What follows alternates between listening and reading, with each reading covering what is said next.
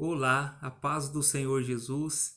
Estamos aqui novamente para avançarmos um pouquinho mais na nossa aula sobre análise dos evangelhos. Vamos orar neste momento. Querido Deus, na tua presença nós estamos, em nome de Jesus Cristo, pelos méritos de Cristo Jesus. Queremos pedir que o Senhor nos ajude nesse tempo e que teu nome seja em tudo glorificado. Muito obrigado, Senhor, pela tua graça capacitadora. Abençoa os nossos corações, nosso entendimento, nossa mente. Que o Senhor seja louvado. Apresentamos diante do Senhor as nossas famílias, Pai, os nossos ministérios. Rogamos as suas misericórdias, que são a causa de nós não sermos consumidos. Em Cristo Jesus nós oramos. Amém e amém, Senhor. Hoje nós vamos conversar um pouquinho sobre o quadro geral de todo o Novo Testamento, os 27 livros canônicos, tá bom? E vamos, a partir disso aí, falar também um pouquinho especificamente sobre os 4 evangelhos, tá bom? Então, agora um quadro geral de todo o Novo Testamento, para depois nós afunilarmos para apenas os 4 evangelhos, tá bom? Então acompanha comigo aí, por favor, tipos de literatura do Novo Testamento. Os 27 livros do Novo Testamento, eles estão divididos literariamente, né? Há uma classificação literária. Do mesmo jeito que na nossa sociedade tem o gibi, tem a ficção, também o Novo Testamento tem a sua classificação literária. Vejamos então, nós temos os livros históricos, que serão os 4 evangelhos e também Atos dos Apóstolos, que é a história da nossa igreja, as nossas raízes, onde de fato a igreja floresceu. Nós temos também as epístolas ou as cartas que foram escritas, então é outro tipo de gênero literário. E por fim, nós temos o Apocalipse, que é uma profecia. Apocalipse significa tirar o véu, desvendar. Então, nós cristãos temos o privilégio de ter a revelação de Deus sobre as últimas coisas, quando o mundo irá acabar e como o mundo vai acabar. Quando eu digo quando o mundo vai acabar, não estou marcando nenhuma data, tá bom? Nós estamos apenas comunicando que o Senhor diz como e quando ele vai acabar. Não no sentido de marcar uma data específica, mas como ele vai terminar. E ele termina quando o Senhor se manifesta triunfante sobre todo o mal, sobre o maligno. É assim que termina. O Senhor, ele triunfa sobre tudo e sobre todos para a glória do nome do nosso Pai celestial. Muito bem. Os livros históricos, eles são compostos então pelos evangelhos. Começam pelos evangelhos que contam a história da vida, do ministério, da morte e também da ressurreição do nosso Senhor e Salvador Jesus Cristo. Os evangelhos não são uma biografia, porque não se preocupam necessariamente em contar, por exemplo, a infância de Jesus, a adolescência do Senhor Jesus, mas é um foco no ministério de Jesus, cujo alvo final era a cruz do Calvário. O propósito maior do Senhor era ser um sacrifício por nós que agradasse a Deus na cruz do Calvário. Então, livros históricos aí, esse gênero literário, os evangelhos os compõem. Dentro dos evangelhos, que são 4, nós temos os sinóticos, palavra grega que significa visto com o mesmo olhar, ou visto por uma mesma ótica, ou vistos de modos semelhantes. É isso que a palavra grega sinópticos significa. Os evangelhos sinóticos são 3: Mateus, Marcos e Lucas. cada um escrito com um propósito diferente, cada um escrito para um público diferente, cada um escrito então para alcançar e anunciar uma mesma mensagem, mas com propósitos diferentes. E por fim, para encerrar os evangelhos, nós temos um evangelho suplementar, que é o evangelho de João. O evangelho suplementar, já no seu nome, diz, ele complementa o que os outros evangelhos não argumentaram. Por exemplo, quando nós olhamos para os 3 evangelhos, Mateus, Marcos e Lucas, a gente não tinha noção que o ministério de Jesus começou numa festa de casamento, que o ministério de Jesus se deu início nas bodas de Caná. Mas com o evangelho suplementar, nós sabemos então, nós recebemos esta informação que nos ajuda. Por exemplo, o evangelho suplementar nos ajuda a entender que o ministério de Jesus foi um ministério de 3 anos e meio. Por quê? Porque nos evangelhos sinóticos nós percebemos que Jesus participou de 3 ceias, 3 Páscoas. Mas quando a gente olha para o evangelho suplementar, o evangelho de João, nós percebemos então que Jesus participou de 4 Páscoas. Isso significa que o ministério de Jesus não foi apenas de 3 anos, mas provavelmente de 3 anos e meio. Olha, 6 meses a mais ao lado de Jesus, vivendo com Jesus nesta terra, desfrutando dos benefícios do ministério dele. Olha, é uma coisa muito boa e faz toda a diferença. Ok, agora que os 4 evangelhos estão aí e você já sabe que os 3 primeiros, Mateus, Marcos e Lucas, são evangelhos sinóticos, nós podemos também olhar para uma característica específica de cada um deles. Por exemplo, o evangelho de Mateus mostra Jesus como rei. O evangelho de Marcos mostra Jesus como o servo de Deus. O evangelho de Lucas mostra Jesus como o homem ideal. E o evangelho de João mostra mais a divindade de Jesus, o Deus homem, o homem Deus, ok? E ainda pensando nesse aspecto do gênero literário, para complementar o gênero histórico do Novo Testamento, nós temos aí então o que nós chamamos de Atos dos Apóstolos. Atos dos Apóstolos, meus queridos irmãos, alunos queridos, abençoados por Deus, Atos dos Apóstolos conta a história da igreja, conta a descida do Espírito Santo, conta para nós a organização inicial da igreja, o apóstolo Pedro sendo usado de uma maneira extraordinária pelo Senhor, mostra 2 personagens principais, além da pessoa de Jesus, além da ação sobrenatural do Espírito Santo, mas mostra também 2 apóstolos proeminentes dentre os demais.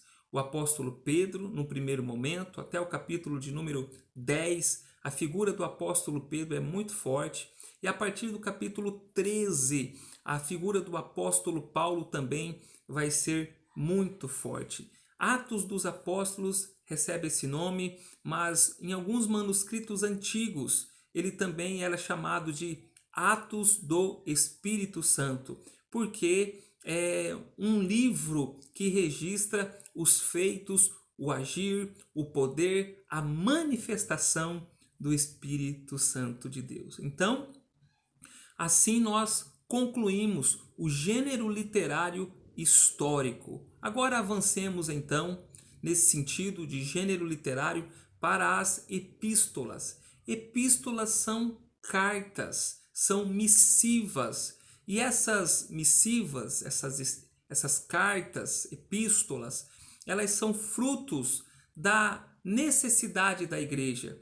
Quando nós olhamos para Romanos, por exemplo, 1 de Coríntios, 2 de Coríntios, As demais cartas, as petrinas, as joaninas, a maioria delas são frutos das necessidades da igreja, problemas que precisavam de respostas e que por isso exigiam uma consulta aos apóstolos, e os apóstolos então orientavam essas igrejas a como proceder diante de suas lutas, diante de suas necessidades, diante dos obstáculos que não eram poucos no primeiro século, ok? Então nós vamos dividir assim, nós vamos dividir as epístolas por paulinas primeiro, porque o apóstolo Paulo escreveu 13 epístolas no Novo Testamento.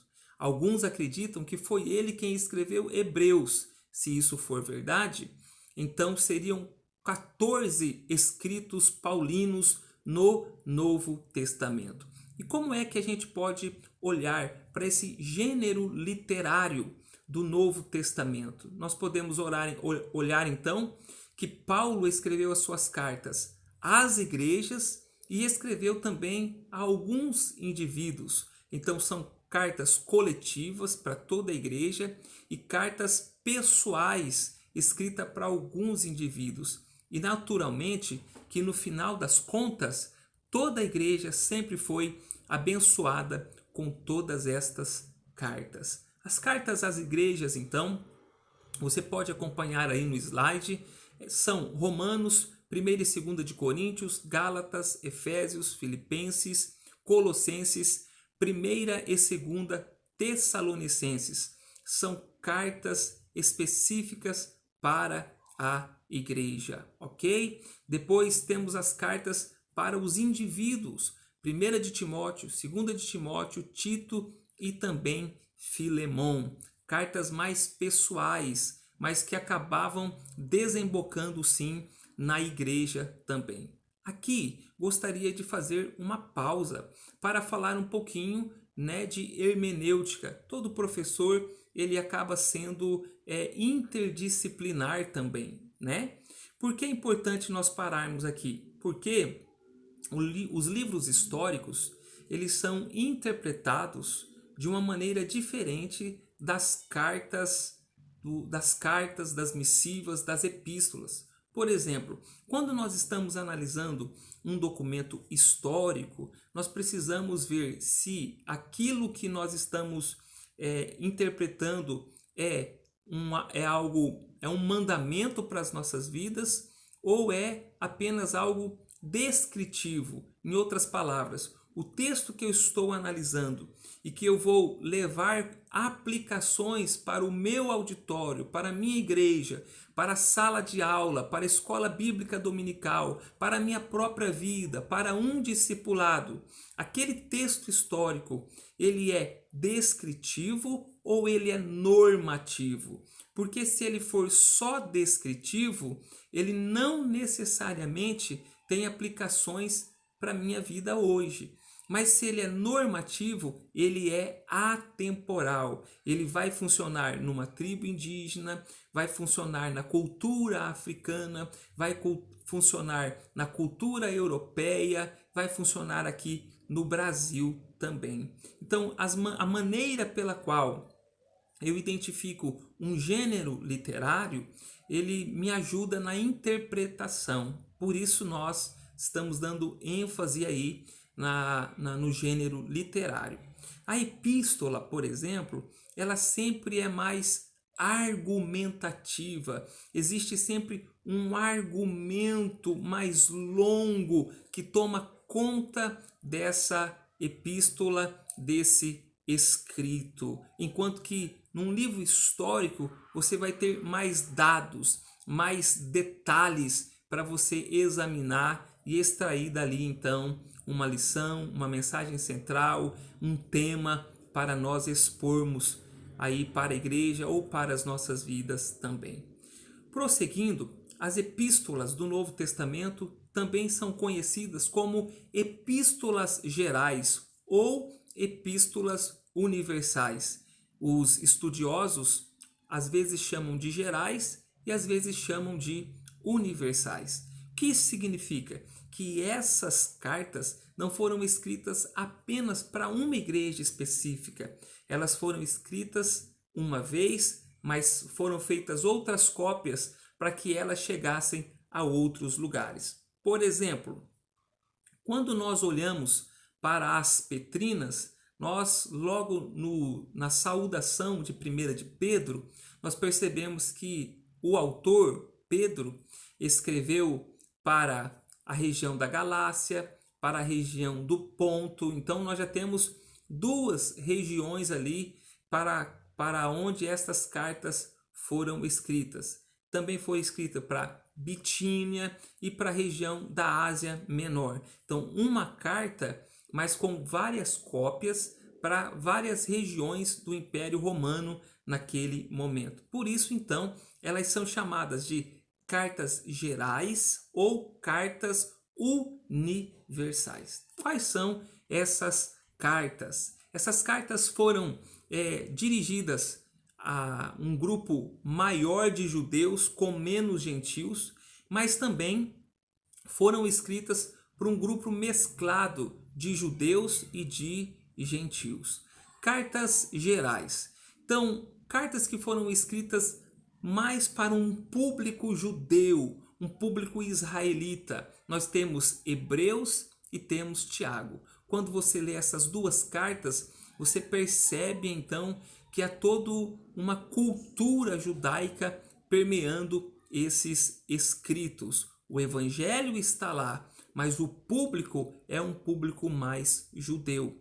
Por outro lado, nós temos um público maior gentil com um público menor de judeus. Essas cartas são 1 de Pedro, 2 de Pedro, 1 de João, 2ª, 3ª de João e Judas. São cartas gerais. Nós também, agora, para finalizar o 27º livro do Novo Testamento, nós podemos citar essa profecia. Profecia é, todos nós sabemos, o Apocalipse do Novo Testamento. Então, deixa eu pontuar mais alguma coisa para você. Não significa que no livro histórico ou nos livros históricos, nos gêneros literários históricos, não tenha profecia. Nós sabemos que o Evangelho de Mateus, o Evangelho de Marcos, nós temos profecias ali. Marcos capítulo 13, por exemplo, é um bloco de profecias. O Senhor falando sobre acontecimentos futuros.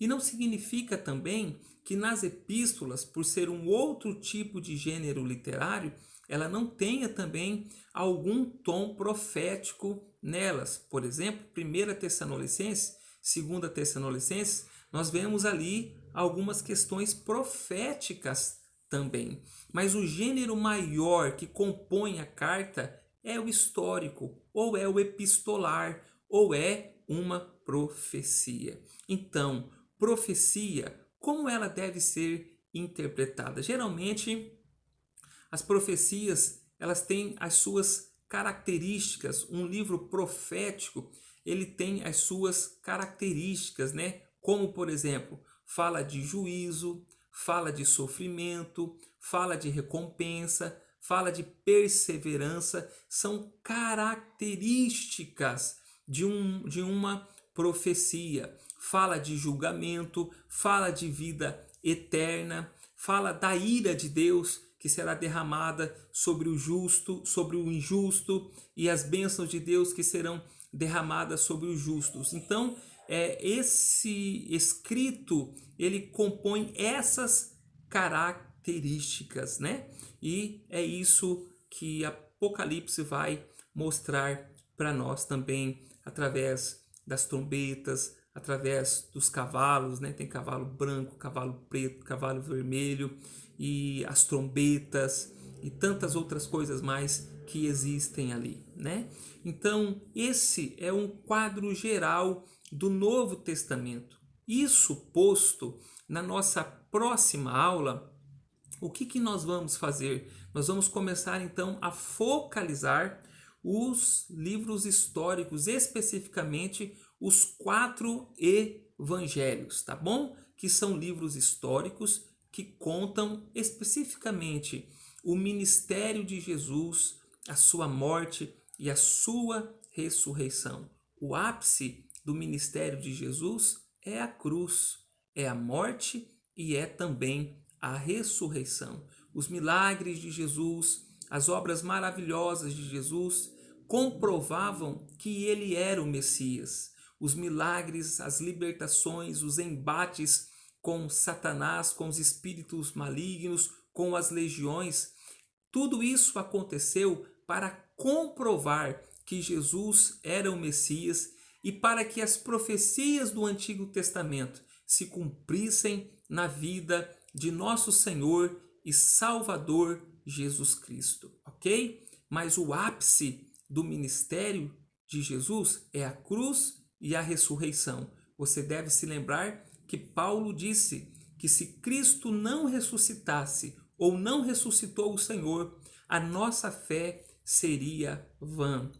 Então, Cristo morre para a nossa salvação e ressuscita para a nossa justificação. Em Cristo nós somos justificados diante de Deus. Essa foi a nossa aula de hoje e eu já queria deixar com vocês a nossa leitura, o nosso plano de aula, o propósito do nosso seminário diz que nós temos que dar um pouco de aula presencial e que vocês devem então aproveitar um outro período de tempo para fazerem suas leituras, para fazerem os seus trabalhos. E então já vou passar a leitura desta disciplina. E a leitura é um clássico aí que já tem 200 anos e que ainda não saiu de moda, porque trata de uma maneira maravilhosa sobre a vida dos 12 discípulos de Jesus. Esse clássico é de A.B. Bruce. O nome dele é O Treinamento dos 12. É um clássico aí que vocês precisam ler. O que vocês vão fazer? Vocês vão ler este livro e vão fazer uma declaração de leitura deste livro, tá bom? É O Treinamento dos 12, de A.B. Bruce. A minha edição é da editora, tem uma editora mais antiga que publicava ele, né? Mas a minha edição aqui é da Arte Editorial. Arte Editorial. O Treinamento dos 12. Deixa eu colocar mais pertinho aqui. É um livro muito bom que com certeza vai trazer muita edificação para todo estudioso do Novo Testamento. Essa foi a nossa aula de hoje. Eu espero que você tenha gostado. Deus abençoe a sua vida. E a partir da próxima aula, nós vamos começar a falar então sobre o que é o Evangelho. O Evangelho como uma terminologia popular, o Evangelho conforme o Senhor Jesus trouxe para nós e assim sucessivamente, tá bom? Deus abençoe, foi um prazer estar com vocês. Fiquem todos na paz do Senhor.